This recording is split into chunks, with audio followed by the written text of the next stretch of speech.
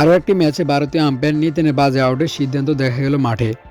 টি-20 বিশ্বকাপের প্রথম সেমিফাইনালে নিউজিল্যান্ড ও সাউথ আফ্রিকার ম্যাচে তৃতীয় আম্পায়ারের ভূমিকায় ছিলেন এই ভারতীয়।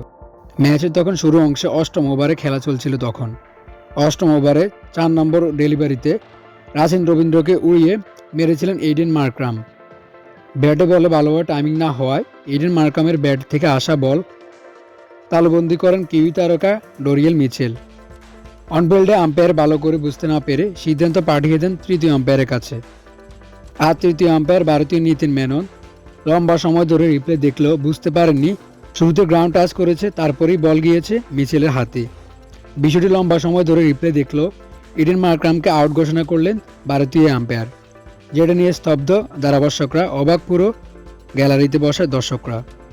হতাশা নিয়ে মাঠ ছাড়তে দেখা গেছে ইডেন মার্ক্রামকে। বিতর্কিত আউট দিয়ে সমালোচনা ঝড় তুলেছেন এই ভারতীয় আম্পায়ার। উল্লেখ্য, এই দিনে ব্যাট করতে নেমে নির্ধারিত 20 ওভার শেষে 8 উইকেট হারিয়ে 169 রানের টার্গেট দেন সাউথ আফ্রিকা।